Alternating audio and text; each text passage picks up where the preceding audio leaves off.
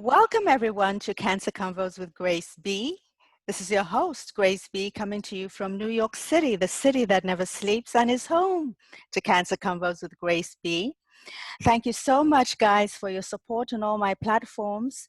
For the newbies, this show aims to demystify the cancer disease by bringing on experts and stakeholders in the cancer space.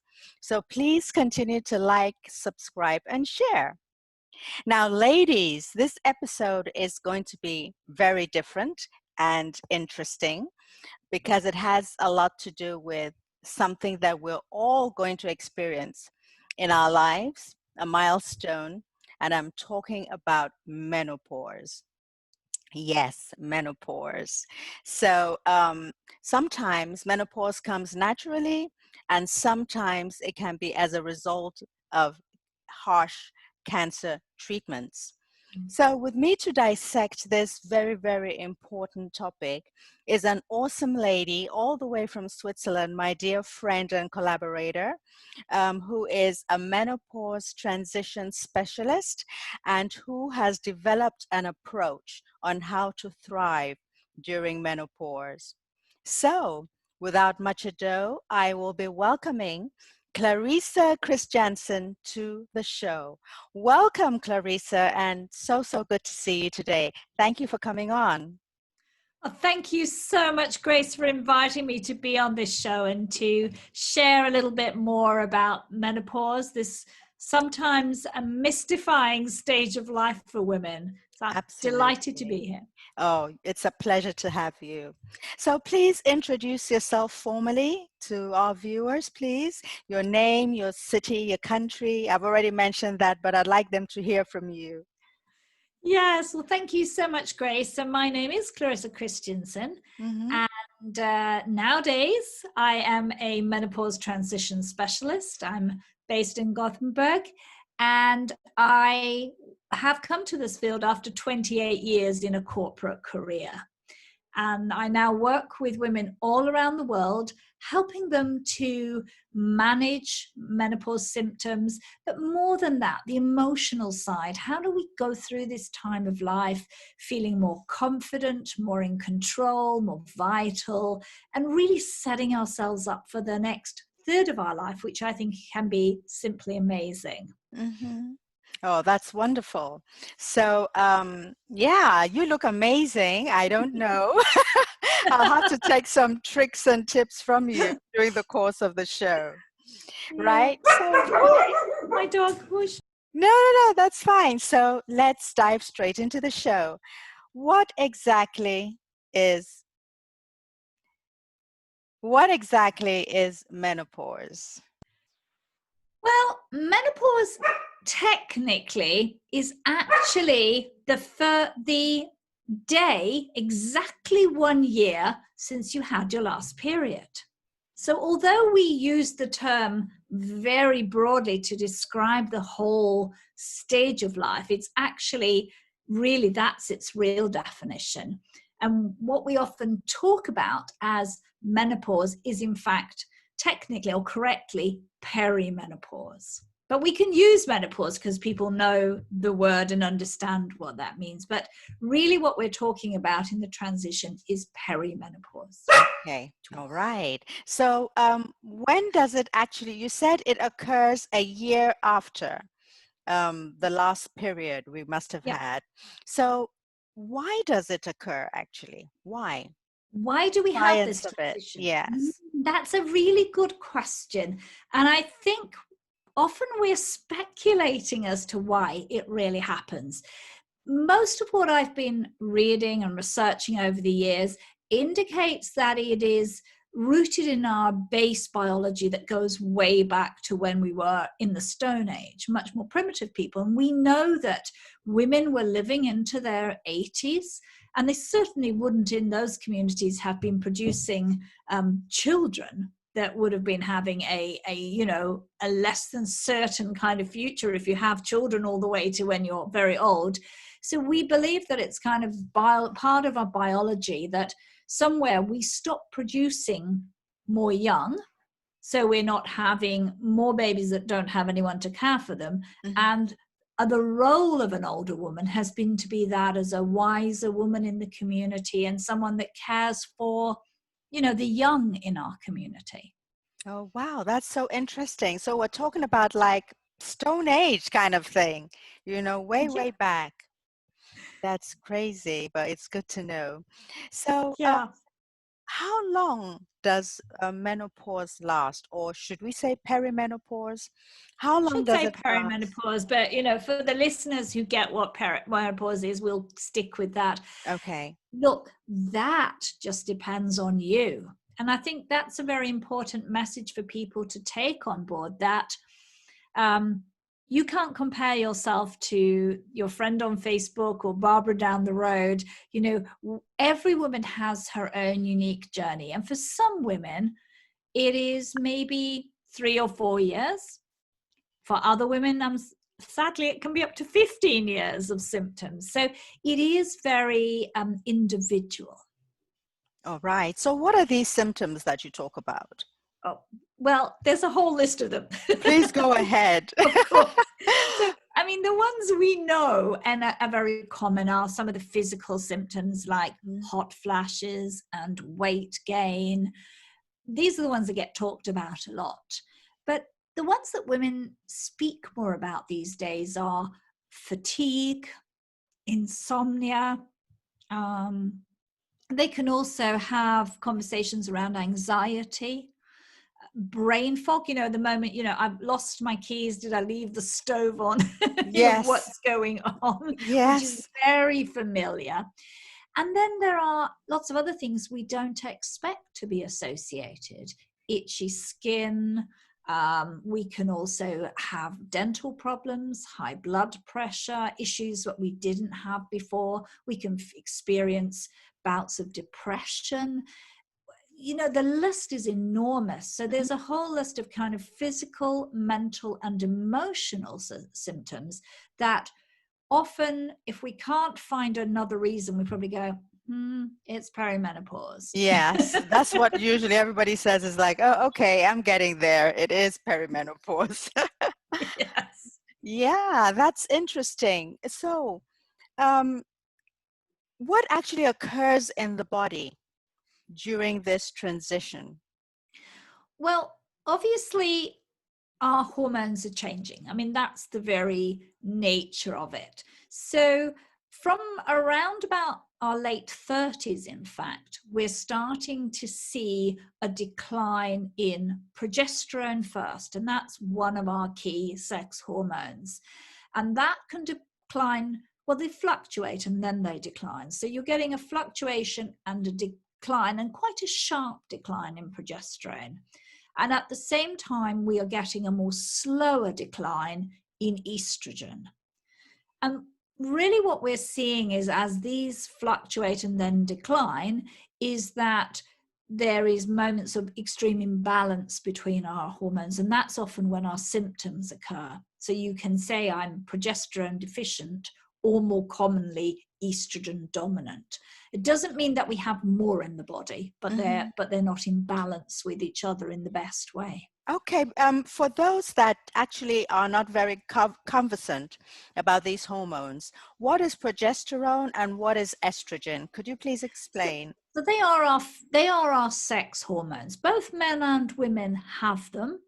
They are the hormones that determine our cycle, our normal monthly cycles, and they are important in maintaining that cycle. That's what essentially they are. And they are, along with testosterone, and women also have testosterone in their bodies. It's just the relative amounts are different between men and women, and men have estrogen and certainly have progesterone too. So it's not like they're unique to us. They are made in our ovaries. And then as we age and go through perimenopause, that part of our anatomy stops producing, and the function is also taken over by our adrenal glands, which is part of our issues, because our body will prioritize adrenaline and cortisol, the things that protect us, that the adrenal glands produce, over producing estrogen and progesterone. So we are not in a win-win when it comes to these hormones. I And they, know. and they are very important because they not only guide our cycle, they have very integral relationships to our sleep, to our ability to produce happy hormones like serotonin. Mm-hmm. Estrogen and serotonin are very linked, which is why we feel moods. And progesterone is deeply connected to our body's ability to relax and let go and release tension, which is why we may feel anxiety, is why we experience tension and find it hard to sleep. So everything works in synergy with everything else in the body. And so although we focus a lot on those hormones, it's their relative relationship to each other and to the relationship to other hormones in the body that cause us to feel better or worse at this time. Okay, that interesting. Interesting. Yeah. So now I'm going to take you back to the perimenopause stage. Um, like we said earlier, a lot of people do get confused between the terms perimenopause, menopause, postmenopause. You have already talked about perimenopause, but could you explain again for the benefit of those that didn't catch? What is I will do. perimenopause and menopause and then postmenopause? So perimenopause is really that first stage. Mm-hmm. This is when we see our hormones fluctuating and declining. So perimenopause is the time when we see most of our symptoms. This is when all those 30, 40 symptoms that can be associated with this time of life occur. And it's because their hormones are fluctuating and declining. And of course, at that time, our periods become eventually lighter and less frequent until they stop. And if you haven't had a period for a full 12 months, then that day, if you've marked it in your calendar, you are then in menopause. And it's actually, the pausing of the periods, if you like to take it to the root of the name. True. But menopause itself is exactly that day and nothing more. And then you become a postmenopausal woman. That is, and postmenopausal is a year after. Yep. And then forever onwards, you're a postmenopause woman. Yeah. You are then you have no more periods, and your hormones eventually during postmenopause stabilize. It's usually after the menopause that the estrogen part of your hormonal makeup really drops to its final level. And you notice that because you get a bit wrinklier and a bit drier. Estrogen is a big lubricant in the body. So at postmenopause, you see a settling down of the hormones in their new level. You can still have some symptoms, but they're less frequent and they become less and less common over time. But after that, that's what we are, a postmenopausal woman with no periods, no ability to have any more children, and in a completely different phase of life. That's great. That's interesting to know. So you have spoken about the symptoms. What would you say are the complications, the common complications of menopause? Because I read some women go through it like a dance, and then some women actually find it extremely difficult to really adjust to these. Do they bring about serious complications? Well, it can do. And I think that there is a small percentage of women for whom this is very debilitating. Well, and I would say at most about 10% of women really are completely floored by their symptoms. And they can be physical and they can be emotional. If you have really bad brain fog, extreme fatigue, you find it hard to function, quite frankly. We can have very itchy skin. You may suffer from really bad migraines. and generally you just don't feel well. And people who have very severe hot flashes as well, that they're just boiling up and they're soaked in sweat, Mm-hmm. it's interfering with your whole ability Quality to of go life. about. Quality of life is, for those women, the quality of life is very severely impacted, and they really need more than lifestyle management. They need hormonal replacement therapy in order to get their lives back on track. But for other women, we are having fluctuations of hormones that bring different symptoms at different times. And what symptoms you have, well, that depends on you in many ways, depends on your genetics, depends on your lifestyle, depends on your base level of health. And so women commonly have difficulty sleeping. Many women put on weight and also have some form of a hot flash. Those things are very common. Fatigue is common, and increasingly women are talking more and more about anxiety and low and irritable moods.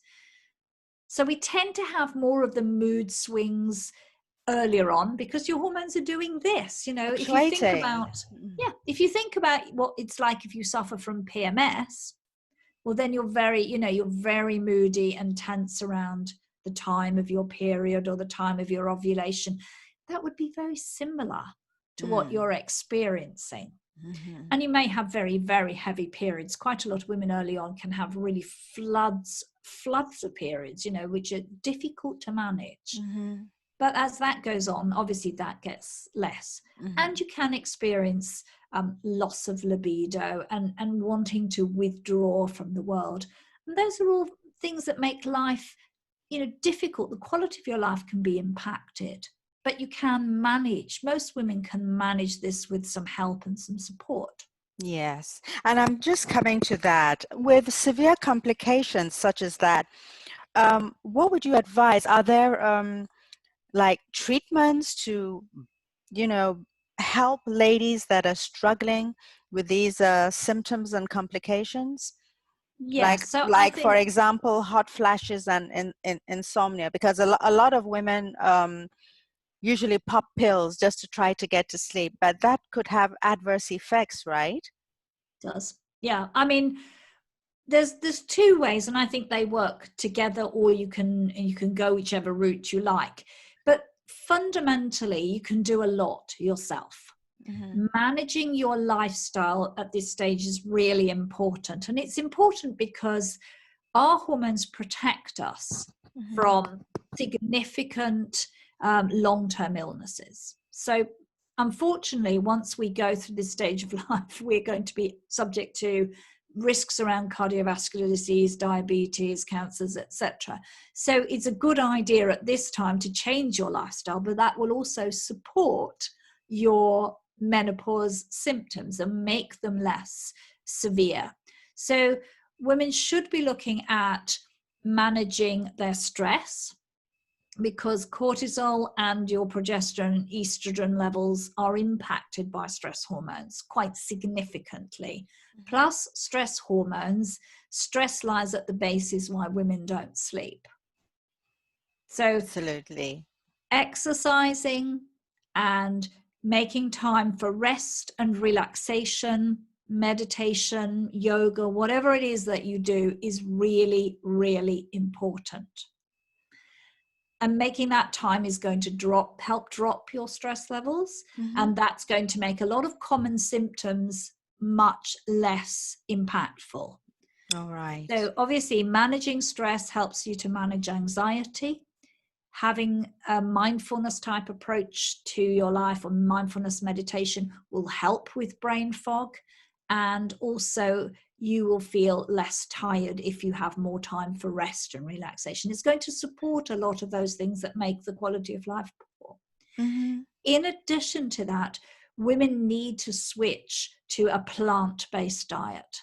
We hear that talked a lot, but there's actually a very good reason for that, is that plants contain good estrogen. So we don't just make estrogen in the body, but we get it from plant-based foods.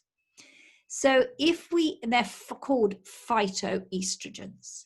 So if we have a diet that is rich in plant-based foods, and with that I don't just mean fruit and vegetables, but also nuts, seeds, and grains like oatmeal and brown rice and quinoa, that will support a good diet, a good basic level of phytoestrogens that are going to help you with the balance of estrogen and progesterone.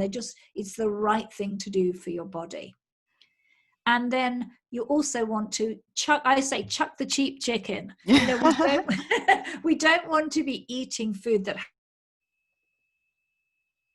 has antibiotics, and we need to manage the toxic loads in our bodies because they contain fake estrogens, xenoestrogens, and we don't want them in our body because they're not doing us any favors. They can go into the lymph system. They can cause more hormonal balance, which make your symptoms worse. And circulating in the lymph system, unfortunately, and for your listeners, importantly, they can lay the foundation for hormonal-based cancers. Okay. Oh, that's awesome, because I was coming to ask you what nutrients you would advise for menopausal women to take. But aside that, are there any other natural remedies? Well, there are, and I think there are. I mean, there are natural remedies that people take. They may or may not work for you, is what I would say. So one of them, hormone or herbal things that gets talked about a lot, is black cohosh. Yes. And that's something, you know, people may have heard of. And that is supposed to help women with some of their menopausal symptoms.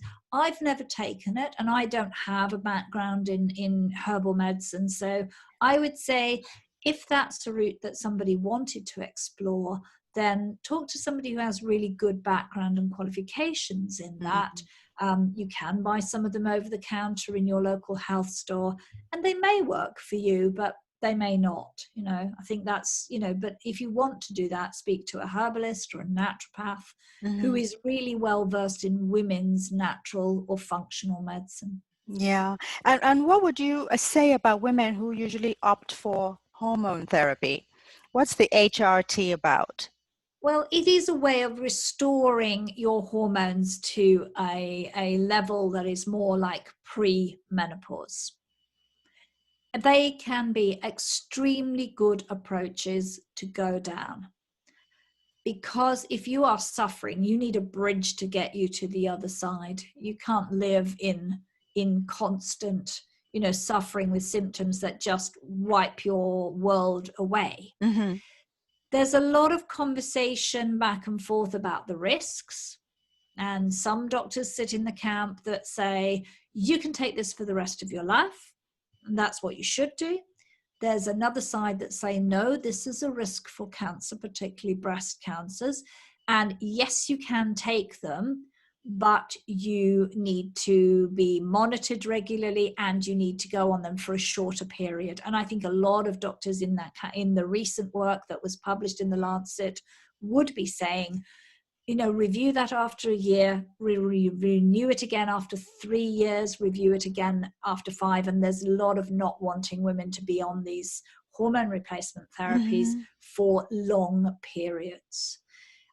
That is, I'm not a doctor, so I say, if that's a route you want to do, that's a choice you've made, but really don't just take them and think that's okay. Also partly because they're constantly updating these hormones, improving them, making them better, making them safer, and you need to be there. Otherwise, if you get stuck on one, and some women have been stuck on them for like 10 years and they're taking something that's like 10 years out of date. Oh my God.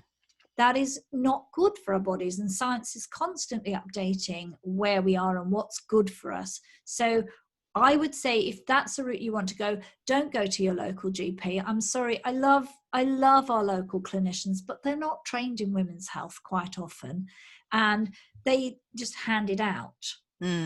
And what happens there is that that's not right. If you want to go down that route, go to a specialist menopause doctor, someone who is working with this day in, day out, and they will give an all-round support package. One of the things I do notice that a lot of doctors do is hand out antidepressants for low mood. No, is the answer to that. That is, in the menopause world, we're saying, please don't do that. Your moods are not classic depressions. They're moods because of your hormonal change. Yes. And it's much better to work through that with getting to control your symptoms, getting enough sleep, getting plenty of exercise that you can manage to do, and eating well will have a huge impact on your mood. And antidepressants is totally wrong, quite frankly. Mm-hmm. Wow. So aside those, suggestions, what other lifestyle adjustments would you, because right now in managing, you're now beginning to eat well, you're on a plant-based diet, you're doing all the right things. Are there any other lifestyle adjustments, that exercise, that you would also suggest in addition to all this? Well, I think exercise is one that we haven't really touched on, and we need to really look at the way that we exercise for a number of reasons. Exercise helps with weight control. It helps with stress and mood management, anxiety management. But we also lose muscle mass as we go through perimenopause. Unfortunately, estrogen helps our muscles to stay Supple. It helps them to stay strong. And we also need to keep up not only our bone density, but our bone strength. So women need to look at ways that they can exercise to make sure we've got strength and stamina and suppleness and sharpness, because we want to be able to move quickly. We often feel dizzy. Actually, quite a lot of women, I didn't say that was a symptom. Feeling dizzy or falling over is actually a symptom, unfortunately, of menopause. I'm laughing, but it's not funny. So having better balance is something that can come into your exercise program. And it's very important to build and maintain a strong pelvic floor. Our pelvic floor holds a lot of our lower organs in, quite frankly. It's a big muscle. And as we get older, it gets weaker. And we don't want to be embarrassed about jumping up and down and having to change our underwear with wet or about, no grown woman wants that. So actually having a strong pelvic floor is important, and exercising the right way does a lot to strengthen that. So what suggestion as regards that would you give? Do exercise for your pelvic floor. Yeah, for the pelvic floor. So I would say that sits in two camps. One is to actually do pelvic floor exercises, and they're really, really easy. You can do them sitting on a chair, and it's a bit like squeezing. You could take your fist and put it between your knees, and then you sort of squeeze and breathe in and pull. You can feel it sort of pulling up, and then you just let it go and relax. So you're learning to lift your pelvic floor. And you can do exercises like that. There are quite a lot of good apps that women can download, very simple. I work with someone who's a pelvic floor specialist.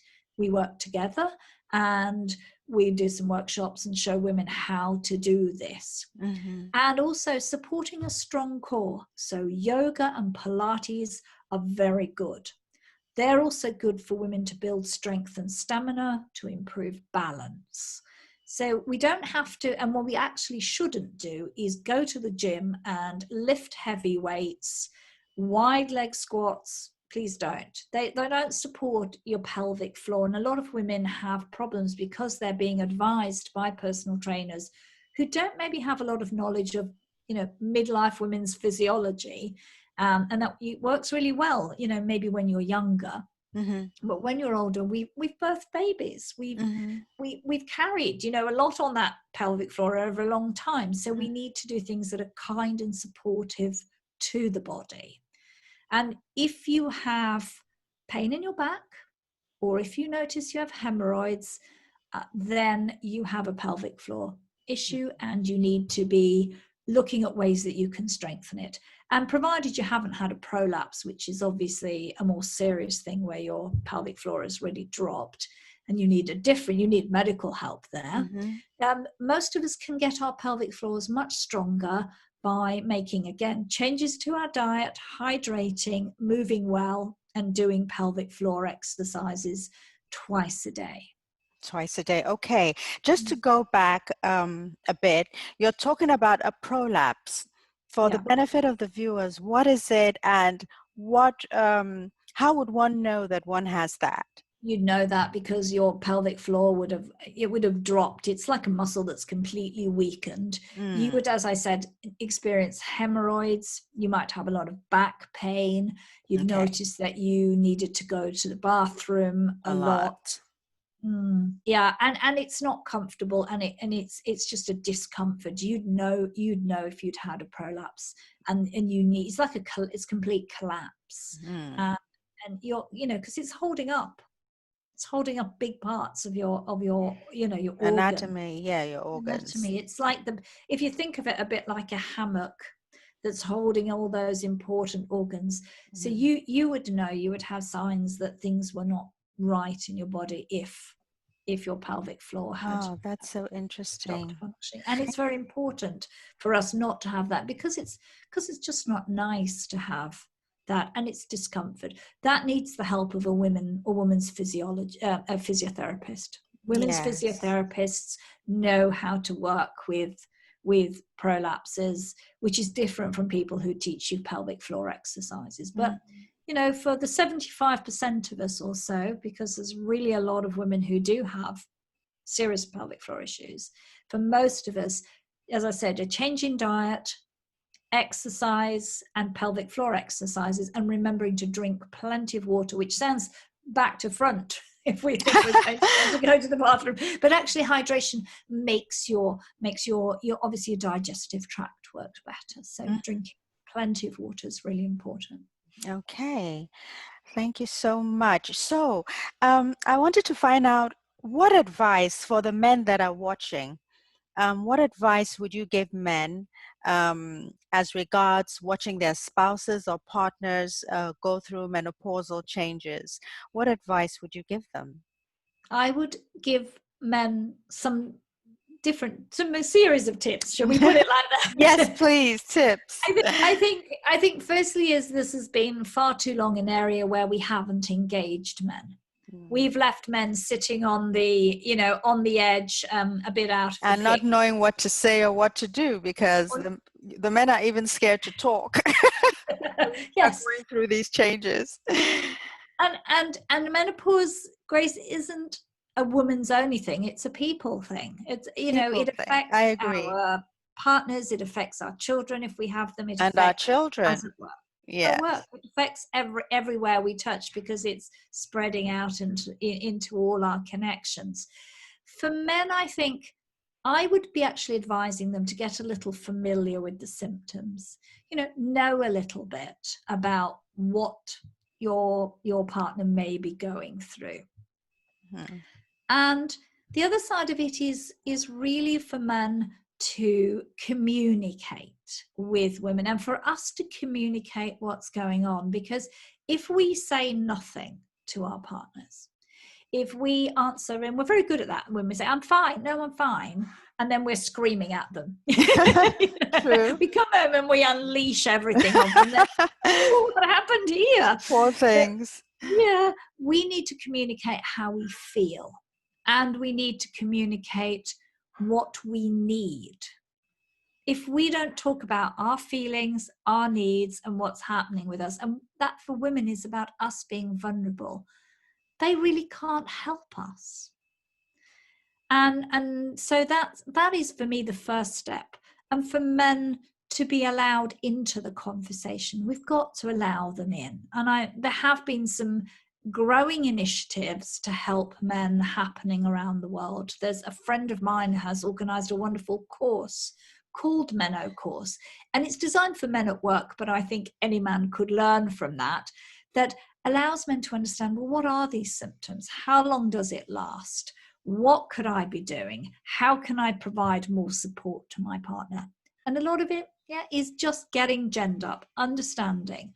What I thought was quite shocking actually was a survey was done a few years ago, a really big survey in the US.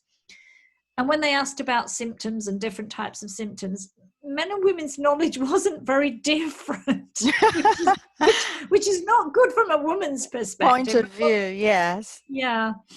But men need to understand that it is these range of symptoms, that it will take time, and around areas of intimacy where I hear that there is most where there's most tension between people is around areas of intimacy. Yes. And women lose. Oh, hang on a minute. That's okay. Relax. That's fine. Just stop now. She has to bark at everything. But in aspects of intimacy, that's where there's often a lot of tension between men and women, because during this time we are becoming drier in our vaginal areas, we're becoming more sore, we are more open to infections. That's part of estrogen declining in the body. But we need to communicate that and to change the ways in which we're intimate with our partners. They don't understand that if we don't tell them, quite frankly, and be able to be open and vulnerable to each other is really, really important. Being able to communicate well is number one. And I think men don't need to be afraid. I mean, it's a people thing. And I think there is a bit of fear about what they're going to meet at this time. Mm-hmm. Yeah, the common denominator here is communication. Yeah. That's it. One has to bring them on board and let them know that they are relevant actually to the conversation. Because men have sometimes say, oh, okay, it's not part of the story. And with all due respect, they would say, oh, you didn't ask me, you didn't suggest something and all that, because usually they expect you, the woman, to keep talking, to keep bringing all these things. Very few men actually reach out to say, hey, what's going on here? What's happening here? So there has to be some way to actually, should I say, lure them or bring them on board to say, this affects everybody. This affects not just them, the family. The children have to know that, oh, okay, mom's having a migraine or is moody because this is happening. Not that I don't love you, but this is happening. So exactly. It's all about some communication, reassurance. Grace. Yes. And women have to stop not talking about this time of life. Women have to get over some of the things where we feel ashamed or embarrassed and withdraw. And that's not the thing we need to do. Being isolated at this time of life is not. And I think there have been some great initiatives in the UK. They've started this thing called menopause cafes, where I will look that up. Yeah, women, men, your employer, your family members can come, and there is open, non-judgmental. Yeah, non-judgmental conversation so that men can learn. And I think a lot of men, for women who are currently in this stage, have probably not had that conversation with their mothers. Our mothers didn't talk about this. This was definitely women's business in a secret space. Whereas, now I think the next generation of men will have a very different experience because of the work that women like myself and this coming on this podcast does, because it's opening the conversation so that it's not a mystery for them. Absolutely. That's wonderful. Something that got me as a cancer survivor, while having my interventions, I met a couple of young women who were still in their late 20s and early 30s who were going through cancer. And because of the chemo, they had very early menopause. So, and this was heartbreaking because they hadn't had their children. A lot of them who probably knew that this was going to happen had their eggs frozen, ahead of time and all that. What would you say to those women, those young ladies who it's not their time, they didn't expect such an early milestone such as this? What advice would you give to them? And I think that is one of the hardest things that can happen, because we don't expect that to be part of the bigger cancer journey at all. I think the first thing to recognize is that those women should be put on hormone replacement therapy. And most women who have that, what we'll find that arrests, a lot of the aging, because obviously if you're a young woman, you don't suddenly want to become looking like me at 50s and 60s, or any woman, because you're aging. So they usually and should be given hormone replacement therapy At that age, right? It at would that benefit age. them more at that age than Yes, for women who absolutely. are in menopause already. Yes. Okay. Yeah, obviously, if those women are able to go into remission, it may be possible that they go back to normal levels of estrogen and progesterone production, but it may not happen. And obviously, for any reason they have to have a hysterectomy, then HRT it should be a matter of course, in order really to prevent early aging. But it is something that also requires, I think, a lot more psychological support. And I Yes. would be hoping that women were getting help and support from a therapist who can work them through their feelings and their emotions. It's an emotional time for a midlife woman to realize that your reproductive life is over, that things have changed. But it's even more devastating for a younger woman. And so that is an incredibly important part of the cancer treatment, and something, if that's not being raised, then those women must have that conversation with their cancer specialist or their support team. Yes, absolutely. You mentioned something there, the mental part of it, because that is really something that it's going to, it'll be nerve-wracking, and it is depressing because you haven't started having your children and you're now caught in between this issue of cancer. Yeah. Um, that is a very nice suggestion. Thank you very much. Yeah, So, and very, very important. It is deeply emotional. I have, on my own podcast, interviewed a number of women who went into very early menopause. They were in their late 20s. And, listening to their stories makes us realize how traumatic it is. So, my heart is out there for those women, because, we need all the support we can get. yes, we do. Yes, we do.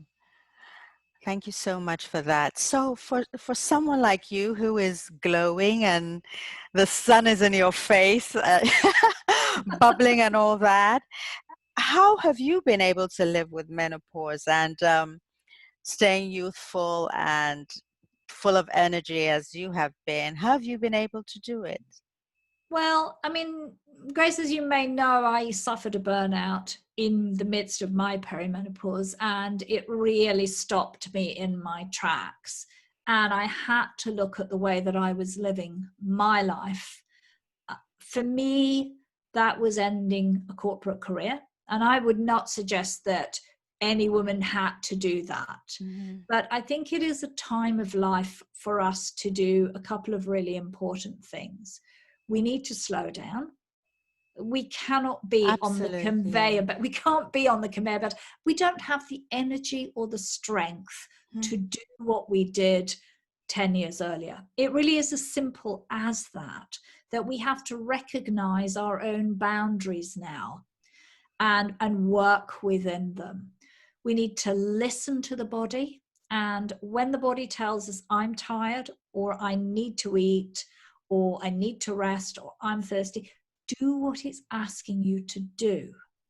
And for me, it's also been really having a good exercise regime, having a meditation routine, and making sure that I'm getting enough sleep.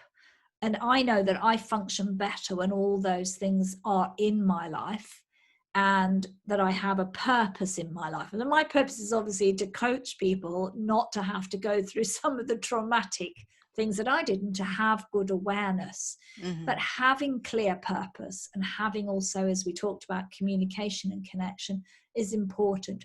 We have to do the work. Mm-hmm. You know, we have to do the work if we want to be well. It isn't going to happen if we sit there and hope it's going to go away. Go away.